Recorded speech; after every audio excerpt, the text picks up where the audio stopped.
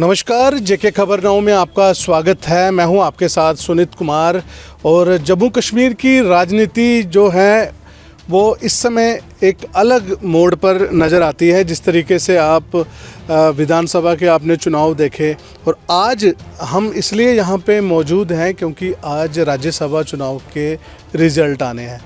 और राज्यसभा चुनाव के रिज़ल्ट के बारे में मैं आपको बताऊं तो इसमें जो गठबंधन था कांग्रेस और एनसी का, उसमें कांग्रेस ने जो है वो अपना कैंडिडेट नहीं उतारा है, और कांग्रेस ने विधानसभा चुनाव में भी जो है वो हिस्सा नहीं लिया है। रीज़न बहुत सारे हैं, आप बहुत सारे चैनल्स पर विश्लेषण देखते हैं, उस पर हम नहीं जाएंगे।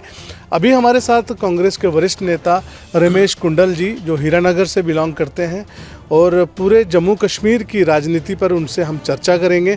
वो हमारे साथ मौजूद हैं, हम उनसे सवाल पूछेंगे इसी मुद्दे पर। रमेश कुंडल जी, जेके खबर नाउ में आपका स्वागत है। धन्यवाद सुनीत जी। जी, मेरा सबसे पहला सवाल आपसे यही है, थोड़ा हम आगे आ जाए।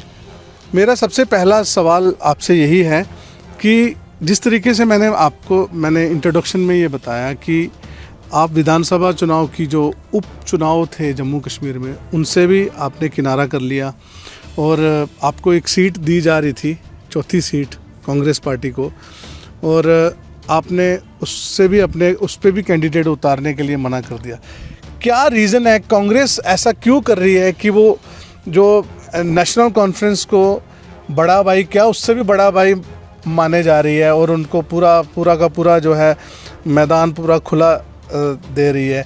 इसके पीछे क्या रीज़न है? क्या आप तो कुंडल जी, जिस तरीके से जो राज्यसभा चुनाव की बात है, तो कांग्रेस ने क्यों कदम पीछे हटाए? आपको पता है कि 21 से 22 सीटें जी एमएलए की चाहिए थी जी। उसके लिए जो एलिजिबल था जी अपना राज्यसभा के लिए। जी जी चूँकि आप जानते हैं कि 5 से 6 सीटें एमएलए हमारे जम्मू कश्मीर में हैं, जी तो एक तरह से सिर्फ फार्म भरना कोई बड़ी बात नहीं होती। जी चुनाव में जब जाना है तो एक पूरी तैयारी के साथ है, कोई रणनीति होती है, आपको स्कोर चाहिए जो डेफिनेट्स। यहाँ पे तो कोई वोटर्स की बात नहीं थी, यहाँ पे एमएलएस की बात थी। तो एमएलए आपके पास पूरे थे, तो आपको क्या डर था कि चौथी सीट आप नहीं जीत पाओगे? नहीं, एमएलए हमारे पास 6 थे ना। हाँ। पूरे कहाँ थे? अगर पूरे होते तो हम उतरते, पूरे नहीं थे ना। तो आपको एनसी पे विश्वास नहीं था? नहीं, एनसी की भी बात नहीं है। फिर देखिए, 3 सीट का हमारे पास वो है, हमारे गठबंधन के पास जो है वो बहुमत है। जी, जी। लेकिन तीसरी सीट, जो चौथी सीट है, उसमें हमारे पास पर्याप्त बहुमत नहीं था जी। चाहे बात आप एनसी की करो, चाहे आप पर्याप्त बहुमत की अगर आप बात कर रहे हैं, तो पर्याप्त बहुमत तो बीजेपी के पास भी नहीं है। यहाँ उनका 3 सीट डिफरेंस है। बिल्कुल, बड़ी अच्छी बात कर रहे हैं आप। हालांकि उनको भी शायद मुश्किल हो सकता है। यहाँ उनके पास 3 बंदे चाहिए उनको जी। हमें 6 हैं हमारे पास, तो हमें 17 चाहिए। तो ये ऐसा क्यों बोल रहे हैं? आप गठबंधन में हैं तो आपके एनसी के भी तो हैं, एनसी के भी तो हैं। आपको पता है कि जम्मू संभाग से तकरीबन 28 से 29 सीटें जो हैं वो बीजेपी के पास है। जो लोगों का मैंडेट है उसको हम नकार नहीं सकते। जो आए हैं बिल्कुल आए हैं। अब हीरानगर से भाजपा का एमएलए है, तो हमें मेरा यही सवाल आपसे यही है कि जो इसका मतलब यह है कि गठबंधन में सब कुछ सही नहीं चल रहा। आप तो कह रहे हैं फारूक साहब और हाई कमांड ये कह रहे हैं कि सब कुछ अच्छा चल रहा है। फारूक साहब, अगर मैं कह रहा हूँ कि आपसे मैं पूछता हूँ कि फारूक साहब से हमारा समझ लो कि बहुत अच्छा संबंध है बल्कि ठीक है, बिल्कुल। तो क्या फारूक साहब भाजपा के वोट कांग्रेस को दिला सकते हैं क्या? नहीं ना। नहीं।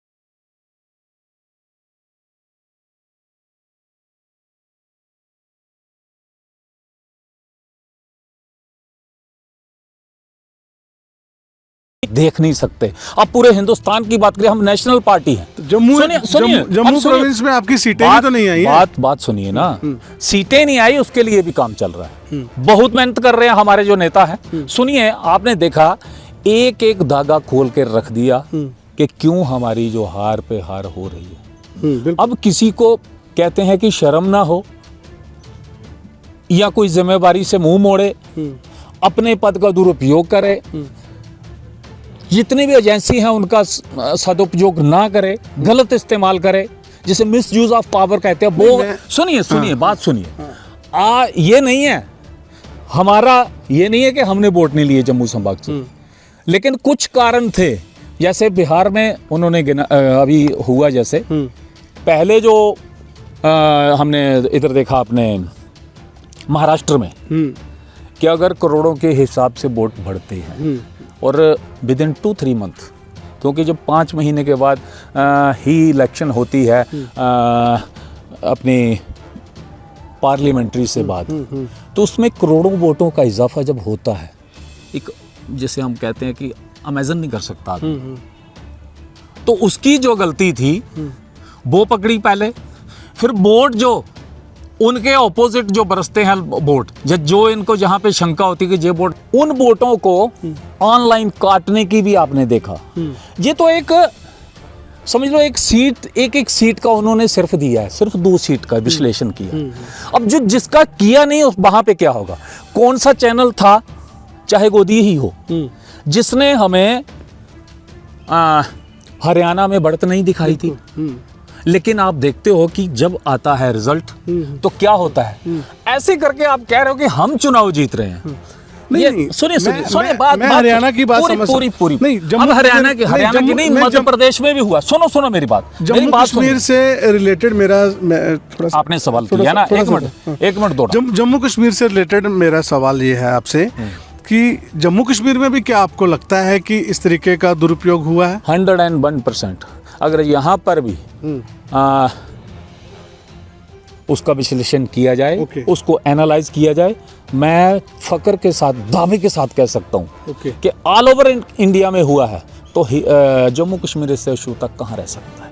आप मेहनत सुनिए। आपके पास ऐसे कोई सोर्सेज हैं जिससे आपको लगता है कि वहाँ की सीट मैनिपुलेट की गई या कुछ ऐसा किया गया? बिल्कुल, बहुत सारी सीटें हैं जो कम मार्जिन से हमने आ रही हैं, जैसे रमन भल्ला जी की सीट हो, हमारे हीरानगर की सीट हो, इसी को देख लीजिए, जिसको हमने क्लोजली देखा है, उसको तो हम करते हैं, कह सकते हैं ना।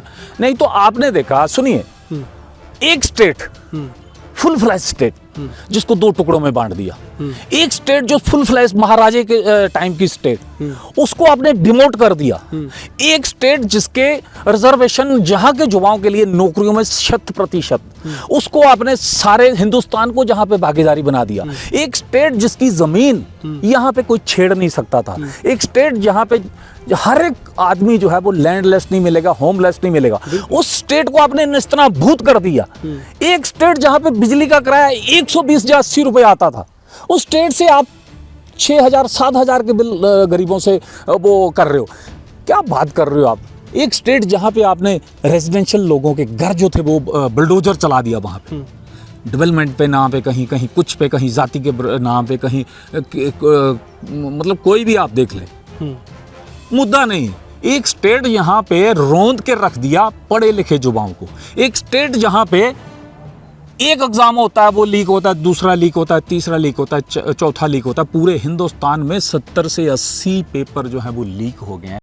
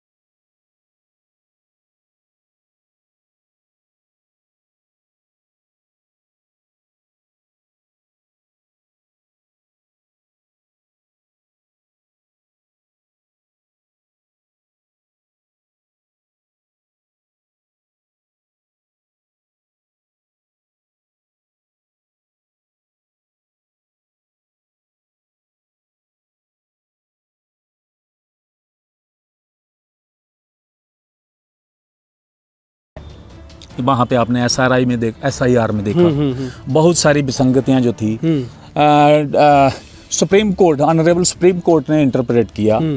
इंटरवीन करने के बावजूद भी वहाँ पर बहुत सारी अभी भी कमियां हैं, लेकिन फिर भी बहुत लड़ाई की है, बहुत जंग लड़ी है, ये मत सोचिए आप।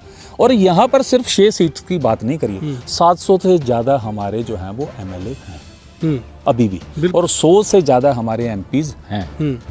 राज्यसभा में भी हमारे अच्छे खासे MPs हैं अभी।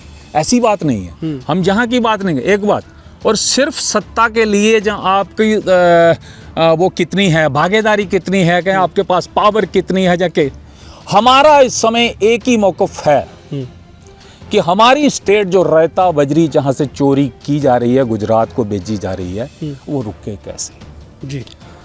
जहाँ के युवाओं को उनकी नौकरी का हक मिले तो कैसे मिले, ये हमारी प्रायोरिटी है। जहाँ की जो स्टेटहुड छीनी गई है, महाराजा की स्टेट, और जो डोगरा प्राइड हम कहते हैं जब, वो वापस कैसे आए। जहाँ के जो खनिज जहाँ पे लूटे जा रहे हैं, वो कैसे खत्म हो। किस तरह से एक चुनी हुई सरकार जो है वो डेमोक्रेटिक वे से जो चुनी हुई सरकार है, उसको उसका भी हक मिले कि वो लोगों के काम आ सके। इस पर हमारी प्रायोरिटीज हैं। ठीक है, आपकी बात जो कह रहे हो आप, बड़ी अच्छी बात कर रहे हो, लेकिन हम सिर्फ इसको लेकर के करें कि नहीं जी उसको MLA नहीं बनाया, उसको MP नहीं बनाया, उसको सीट नहीं मिली, उसको, ये छोटी बातें हैं। जब ये बात होगी, और वोट चोरी की बात जो मुद्दा जो है आज खास तौर पे, मैं पूरी स्टेट्स को आपके माध्यम से ये खबरदार करना चाहूँगा अपने वो कि होशियार रहिए। यहाँ पर भी SIR होने वाला है शायद, और जिन जिन स्टेट्स में इलेक्शन आ रही है वहाँ पर SIR का जो प्रकरण है वो चलने वाला है। सभी मेरे जितने भी गठबंधन के साथी हैं, जब गठबंधन में नहीं भी हैं, कोई भी होगा, ये देखिए लगेगी आग तो आएंगे सभी गरजत में, यहाँ पे सिर्फ हमारा मकान थोड़े है। अरे भैया वोट कटेंगे तो आपके भी कटेंगे, ये मैं भाजपा वालों को भी बता दूं, और इससे कई पार्टियां जो हैं वो खत्म हो जाएंगी क्षेत्रीय। और मुझे संशय नहीं है कहने में कि शायद एक शिंदे और तैयार हो रहे हैं बिहार में, नीतीश कुमार के रूप में। कुछ इस तरह की राजनीति है कि जहां हम जीतेंगे वहां हम कुछ करेंगे नहीं, और जहां हम हारेंगे वहां हम करने देंगे नहीं। ये कल्चर जो है वो भाजपा का है, समझे आप। एक बात, जैसे किसान परेशान है, नौजवान परेशान है, इंडस्ट्रियलिस्ट परेशान है, मुलाजिम परेशान है, आम जनता परेशान है, तो फिर उनको वोट कौन दे रहा है? इनको वोट कौन दे रहा है? ये डर क्यों नहीं रहे जनता से, मान क्यों नहीं रहे, उनकी बातें सुन क्यों नहीं रहे, उन इश्यूज पे काम क्यों नहीं कर रहे? वही जो राहुल गांधी ने कहा, एक एक धागा खोल के रख दिया पूरे हिंदुस्तान के आगे, यहाँ तक कि विश्व में भी उनकी काफ़ी जो है वो सराहना हुई है इस बयान की, कि इतना एनालिसिस करके, इतनी मेहनत करके लोगों के आगे रखा है। वही ये चक्कर है कि ये वोट चोरी करके बनते हैं, इसलिए जनता की बात सुनते नहीं है। और वोट चोरी एक छोटा काम नहीं है। आप कह रहे हो कि जनता के बीच नहीं जा रहे, आप जिसको वोट दे रहे हो उसको जब वोट ही नहीं जा रहा, तो आपकी वोट की सुरक्षा की जिम्मेदारी जो है वो राहुल गांधी ने ली है, कांग्रेस पार्टी ने ली है।